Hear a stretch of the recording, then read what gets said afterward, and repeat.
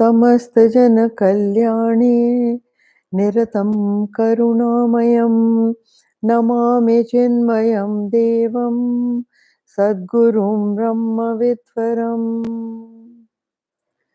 वसुदेवसुतं देवं कंसचाणूरमर्दनं देवकी परमानन्दं कृष्णं वन्दे जगद्गुरुं कृष्णं वन्दे जगद्गुरुम्. Okay, this time we are doing verse 40 and almost towards the end of the chapter. Look what he says.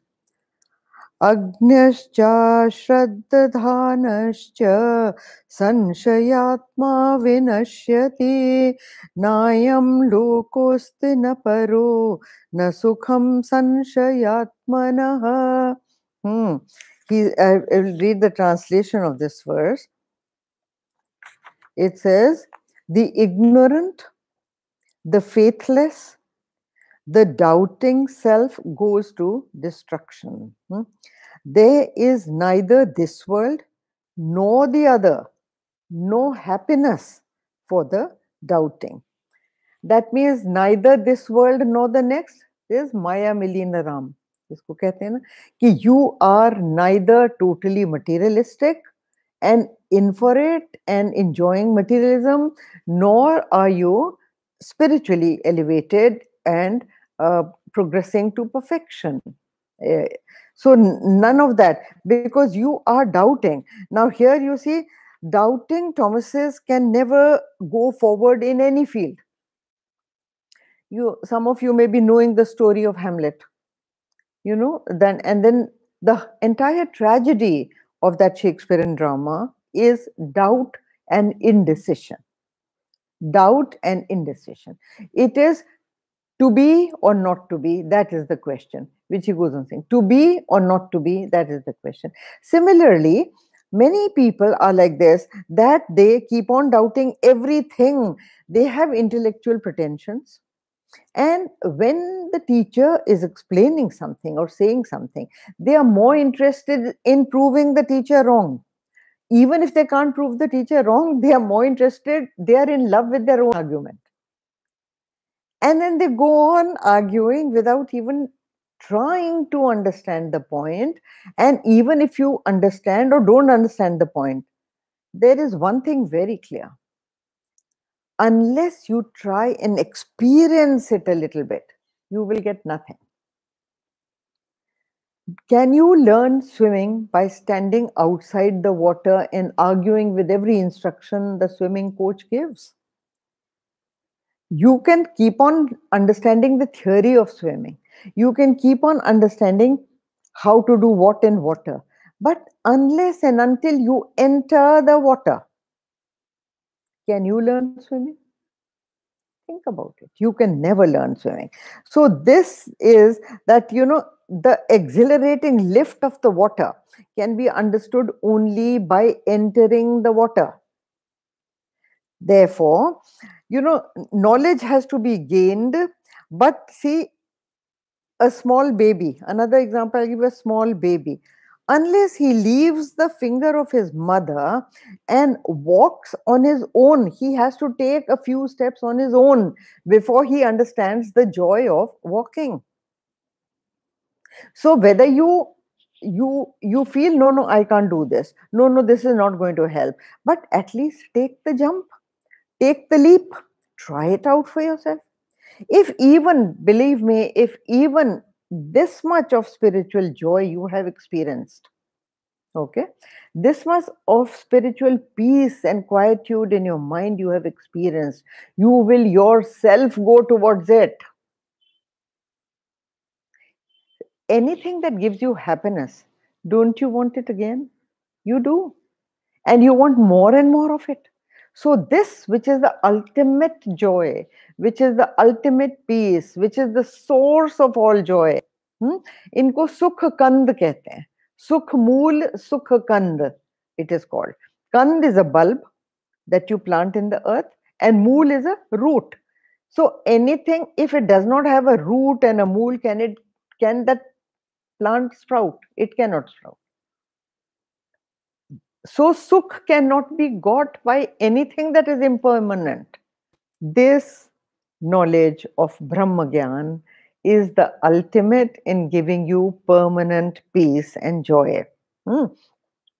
Now the second line. The second line is a constant doubter stands crying on the crossroads. He is neither able to take this road, nor can he take that road. He just can't decide. Now, when you can't decide which way to go and you're just standing on the crossroad, can you reach your destination? Can you reach any destination? Whether you are going towards ruin or you are going towards progress, you will go nowhere. So you have to give it a chance, and this ruins the joy of every situation, any situation. You have a doubt. Now understand that the doubt is yours.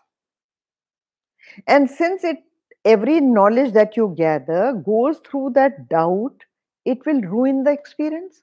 Like, I give you an example. If you have a toothache, I'm sure many of you must have experienced a toothache. Now, when there is a toothache, no matter how beautiful the dish is, no matter how tasty the dish is, when you put it in your mouth and your tooth hurts and your gum hurts and can you enjoy any dish? The condition of the tooth will condition the taste of that dish. Similarly, doubts ruin everything for you. It cannot happen. Similarly, another example I'll give you, a cataract in the eye. Those of you who have had a cataract operation will testify to the truth of what I'm saying. Before you have had the cataract, you see things a little blurred, a little hazy. So you feel ye aise hi hai, that it is like that, right? Once you get the cataract removed, then you suddenly realize, oh my God, I was going about like a bat. The colors are so bright, the colors are suddenly so vivid. It is not that the colors have changed, it is your eye that has changed. The doubt in the eye has gone, it has been removed. So you see things now with clarity, you see things clearly. And that is why there are some people who smell a rat in everything. No matter who the individual is, they will doubt his intention. Whatever the situation is, they will doubt the situation, whether it will be successful or not. They will go on starting a new business, they will go on ruminating in their mind. Pata nahi hoga ki nahi, malum nahi kya hoga, ye bhi to ho sakta hai, wo bhi to ho sakta hai. And they imagine all kind of wrong things that can happen. They never imagine the right things that can happen to them. Only and until you enter the business, you make an effort towards earning money, you make efforts to set it up, it will not happen. So doubts will ruin you understanding or starting anything. The same is with spirituality. So don't be a doubting Thomas. Just begin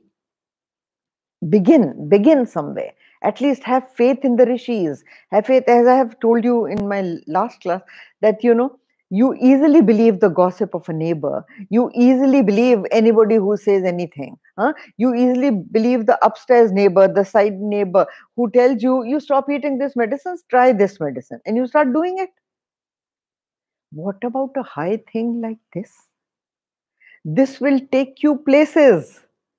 This will teach you how to joyfully live your life, no matter what situation, what condition.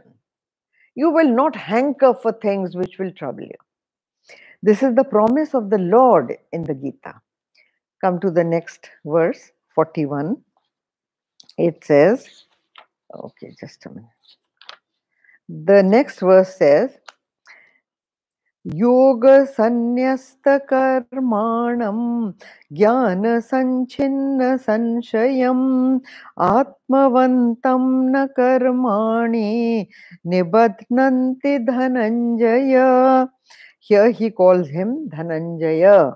So right from the beginning I have been saying that this was one of Arjun's titles. He was celebrated as a man who was a creator of wealth. Dhan anjan karna. Dhan ko बढ़ाना, arjit karna, dhan arjit karna. So he was known as Dhananjaya. So don't think that Hinduism decries money or Hinduism says don't earn money, don't multiply money. It never says that. Here Arjun is rewarded for doing it. So the translation is he who has renounced actions by yoga, not just renounced actions. Clearly says renounced actions by yoga. That means mentally, whose doubts are rent asunder by knowledge. Doubts are rent asunder by knowledge, who is self-possessed, actions do not bind him, O Dhananjaya. Now, the actions, when you are doing an action without the sense of doership, without thinking that I am the doer, understanding very well that it is he who is the doer, when you perform actions like this, the action becomes a karma. Now, when something is a non-action, how can it have a result? Now, see, I'll just tell you that there are some people who are constant, I call them Chintamanis. Chintamanis are the ones who are constantly worried, and in their worrying, they can't go further. Now, this is something that this verse, 41 verse, gives you the gist of the entire chapter 4. Now, when knowledge has removed your doubts, all those chintas that you have, chintamani type, with knowledge, your doubts are removed. When you can see things clearly yourself, then what happens? Then, and you understand that you are not the doer, there is a true self that is the doer, then what happens? You act as the Atma, you do not act as the individualized ego. So those actions that lack doership, they cannot bind you. They cannot have a reaction also. Even a child, supposing a child from school, he comes back, small child, and he abuses somebody. He does not even know the meaning of that word. Okay? He just learnt it from school. Yours is a cultured family, a beautifully nice, well-behaved, cultured family. You wonder that from where has this child got this word? Now, can you punish that child? No, you can't. Maximum you will tell him is, this is not a nice word. Where did you learn it? Don't use it. Because you know that the child has not done it on purpose. He does not mean to insult. He does not mean to decry. He does not mean to denigrate anybody. He has just learnt a word which he thought is a new word and he has used it. So this is lack of doership. When there is lack of doership, the action does not merit punishment. Similarly, also understand that I'll give you another example. The father and the small son are both playing with the balloon. The child is delighted. The father is delighted because of the child. Right? He is not interested in playing with the balloon. He is just playing because to humor the child. Okay. Now, while playing, the child is beautifully enjoying himself. He is fascinated by the size, the float, the color, and the buoyancy of the balloon. Suddenly, the balloon bursts.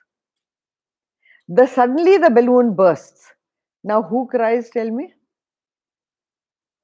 Does the father cry or does the son cry? The son was attached to the balloon.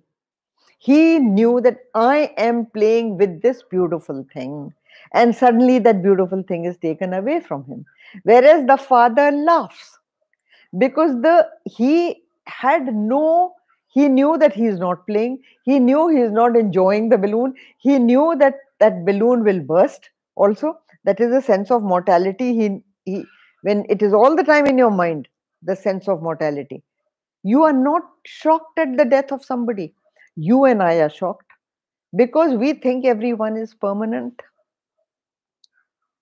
It is only with this knowledge, when you know that the law of life is not you, the law of life is not your individuality.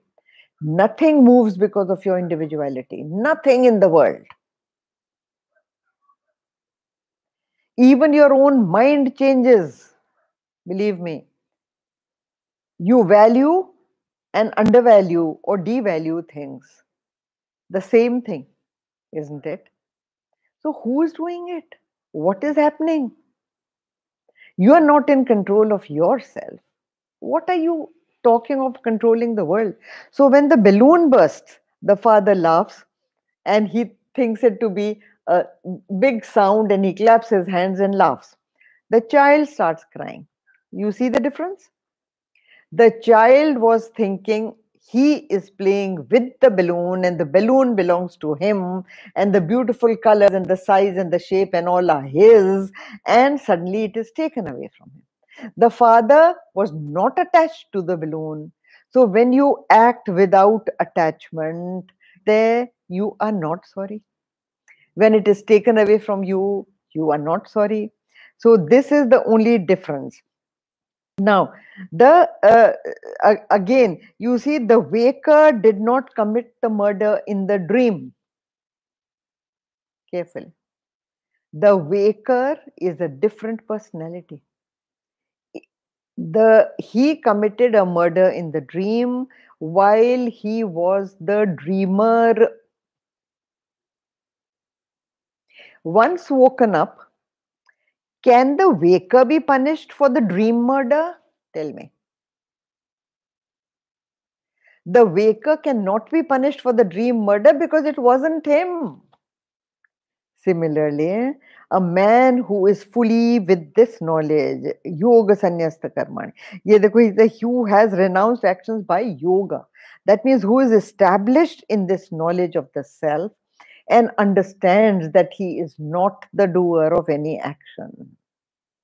The Lord is using his body, mind, and intellect to perform those actions, whether they are noble actions or they are ignoble actions or they are actions that are helping people or they are actions that are destroying people. If there is a human being who is totally detached from the idea of doership, that is what is called yoga sannyas, through yoga, sannyas of action. Now, how can he be punished? Even law cannot imprison a dead man for having murdered somebody. Once a man is dead, the individuality is gone. So, whom does the law punish? Law cannot punish. The individuality is dead and gone. Now, here, look, he says, renounced actions by yoga. Now, every other goal in life apart from yoga, that means to lift yourself to be one with the Supreme Self, any other goal will result in sad tragedy. You know, it is absolutely going to be unsatisfactory. It is going to cause you some kami somewhere. You know, something is less, something is missing. You get the highest satisfaction, but then after that, usi mein se something emerges from that itself to trouble you. You know, and each one, talk to anybody you like, they'll say, oh, we are very grateful to God, he has given us everything, everything is so fine, but, and then he will come to that part which is missing from his life, which he wants. Each and every individual will say that, but like this. Now that but remains, A lot of people used to come to Gurudev and say that, oh Swamiji, we are very happy. We've got everything. This is done, that is done, that is done in life. We have achieved everything. We achieved fame, name, money, this, that, sab kuch. Those things that were attainable, we have attained. But Swamiji, and then they used to come out with this story. Everyone's life has some desire left, something in life which is lacking. It is to fulfill that we keep running around, and we continuously keep running around for that particular thing. Now, let's come to the next verse. We come to 42. This is Tasmad Jnana Sambhutam Hritstham Jnana Sinatmanah Chitvenam Sanshayam Yogam Atishtottishta Bharata. This last verse says, therefore, with the sword of knowledge, he has given you the medicine. It is not a medicine that is not available. So the cure for this sorrow he has given you. He says that with the sword of knowledge, cut asunder the doubt of the self-born ignorance. Ignorance is self-born. You will say, how can it be self-born? Born from the divine, how can the undivine come? It comes from the, nothing in the world can come from the undivine or from any. Everything originates from him. Everything is because of him.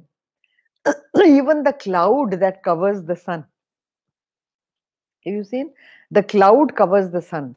How did, first of all, the cloud come into the sky? Tell me.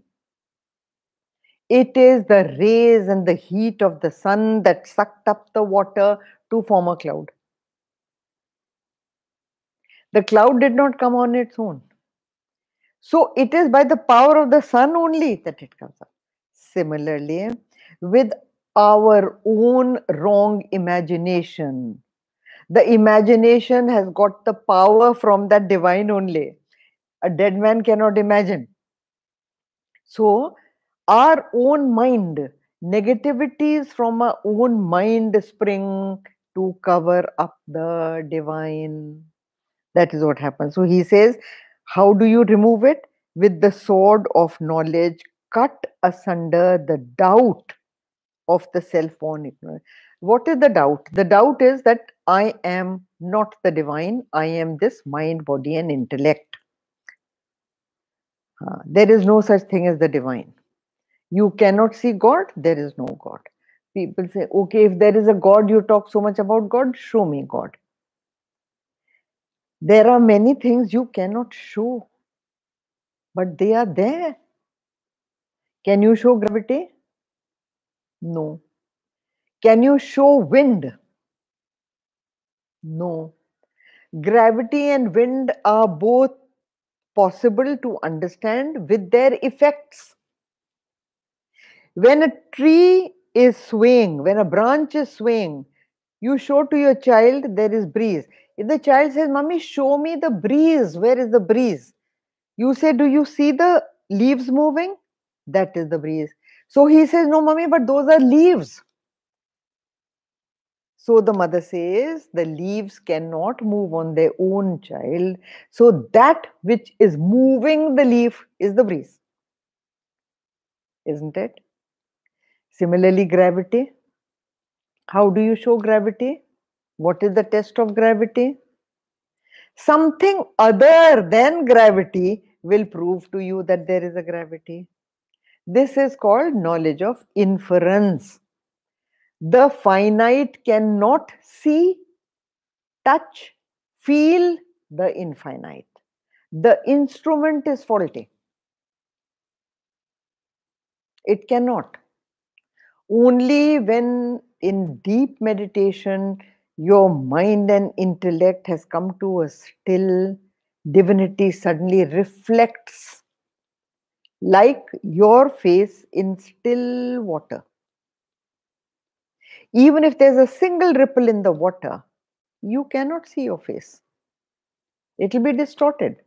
Similarly, here also, that, ego, it rises because of your misapprehension, your non-apprehension of reality. You do not see the real. And then when you don't see something, you imagine it as something else. That is called misapprehension. I've given you many times the example of, at night, a tree outside your window, a branch, and it looks like a man standing with a cloak and a dagger. You imagine that there is a thief standing there. You cannot see the tree. That is non-apprehension, in the dark. So when you do not see and you only see a shadow, there is misapprehension projected through your mind. So when you imagine it to be a thief with a dagger, that will cause the sorrow and the fear. So from where is the sorrow and fear risen? From non-apprehension of reality and misapprehension. That means misinterpreting whatever you are seeing. If you put a torchlight suddenly on the torchlight, that torchlight is like this knowledge. That this knowledge is able to show you correctly who you are. The Brahma Gyan is the one that shows you who you are. And once you know that, then what happens? Then the ignorance and doubt that was born of ignorance residing in thy heart, and take refuge in yoga. Arise, O Bharata. Uttishta. Uttishta means arise. So here Krishna is of course addressing Arjuna. So he is saying, arise, get up and fight. Leave this weakness that you are the body, you are the body. So destroy the sense of the BMI called ignorance with the sword of knowledge. Like a loving father pushing his son quickly, on his advice to destroy the ignorance established in reality. Scriptural parlance says Hridaya Sthita. Now you will say that how can the heart think? How can the heart think? In spiritual parlance, when you say that he is in the cave of the heart, he is established in the cave of the heart, it only means that, he is talking of gaining knowledge and that experiencing that beautiful oneness only through emotion, only through, not emotion from your head, but emoting from your heart. It is a devotion, it is a belief, and you start living that belief, you start realizing the supreme with that belief. If there is no heart, Vedanta doesn't mean that fleshy organ called the heart. When they say heart, then they see, call it the seat of noble emotions, the seat of love, the seat of devotion. That is what in Vedanta the heart is called. And his seat is there means it is only through that you can recognize him. Gurudev used to say that only intellect can never realize the supreme. Never. It has to be jnana and bhakti. He used to say that the bird of yoga can only fly with two wings. And Gyan and Bhakti are the two wings of that yoga, which will connect you with the Supreme. If one wing is broken, can the bird fly? No, the bird cannot fly. So Bhakti, total Bhakti, complete Bhakti results in Gyan. And the ultimate of Gyan, the Parakashtha of Gyan results in Bhakti. So the Jnani is a Bhakt also. He is the supreme Bhakt also. You see a realized master giving you Gyan, there is so much of love in his heart when he talks of the Lord. Just notice it. He does not see anything which is more pure, more more worth going towards than the Lord himself. And that is why you have the Sufi masters. Sufi masters recognize the Lord in themselves. They are totally at, attunement, atonement, at one ment, totally one with the Supreme.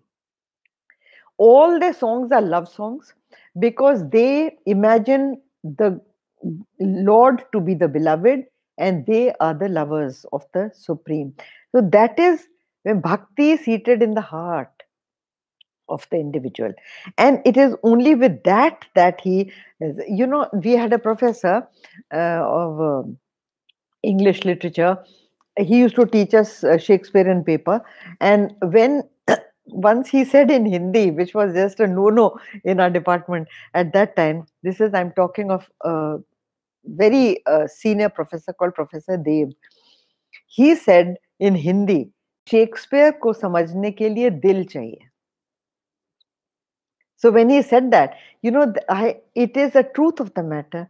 Today there is something called EQ. First, there used to just be IQ, intelligence. You can't give undue importance to the logical mind alone. Science is limited to the logical mind, but the human personality is not just logical mind. Yes. Ask two people who fall in love. What do you see in this person? What are you doing? But that person, his emotional intelligence draws him towards that person. His emotional intelligence tells him that I will be happy only with this person. This person can be my true partner. What is that intelligence that draws him there? It is not the intellect. So love has its own reasons. Have you heard that? Love has its own reasons. So here it is that. Asha, then over here, he calls him, purposely addresses him as Bharat. I have said in one of my previous lectures also, but I will repeat. Bharat is also the name of our country. Bharat was also one of the ancestors of this clan of Arjun. So he was a human being who came down in the clan of Bharata, who was born in the great grand family of Bharata, is called Bharata. But Bharata also means, Bha means the light of knowledge. Bha means the light of pure knowledge. Bha actually means light, but here it means the light of pure knowledge. And someone who revels in the light of pure knowledge, Rata means reveling in, totally immersed in, enjoying it fully. That person is called Bharata, and that is the name of our country. The country that has this beautiful name of reveling in the light of pure knowledge. Just think about it. Do you know of any other country who has such a name?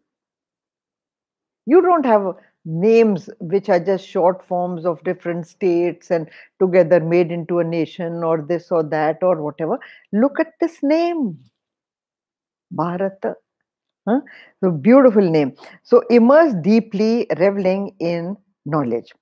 So here, with that knowledge, when you have that kind of knowledge, it is only then that you reach the level of the Sufis, that you are totally one with the Lord. Once you are one with the Lord, karma sannyas happens on its own. No matter what action you do, you understand that he, my master, is doing it through my body. You do not come into the uh, what is it say, what shall I say, you do not come into the game of birth and death, birth and death, birth and death. It just goes on and on and on because you cannot get out of it. Now here it is, this is the Sankalpa Vakya. We finish these and we do the Sankalpa Vakya. It says, Om Tatsaditi Srimad Bhagavad Gita Su Upanishastu Brahma Vidyayam Yoga Shastre Shri Krishna Arjuna Samvade Jnana Karma Sannyasa Yogo Nam Chaturtho Dhyayah. I told you that this was oral tradition. So after every chapter, it is orally told to the student the name of the chapter, the number of the chapter, what it is trying to say. So it is an Upanishastu. Gita is given a classification of being an Upanishad. So those who even hear the Gita are listening to an Upanishad. Please understand that. It is very, very deep knowledge, the knowledge of Brahma Vidya. It says Brahma Vidyayam and Yoga Shastra. It is the yoga of Brahma Vidya through which, because of which you can cut asunder the ignorance and reach the supreme. Now, Krishna Arjun Samvade. It is a dialogue. Samvad means a dialogue. Samvad means two people having a friendly dialogue which they want to have. So it is, and then it vad means one person speaking, vivad means two people arguing, samvad means two people talking to find out something, to discuss something very amicably. That is samvad. And vitandavad isme hai nahi, but I am just telling you, there is another called vitandavad, which is illogical arguments given, totally illogical arguments which do not find any sense in anything. That is called vitandavad. So here it is that he says that it is a Yoga Shastra, Sri Krishna Arjuna Samvade, Jnana Karma Sannyasa Yoga. So it is the knowledge of how to take sannyas from karma, not physically. Physically, you have to do karma. Krishna has said that in every possible chapter. He has said that you have got to do karma. So it is that when you destroy your ignorance and you align with the self to get up and do your karma to perfection.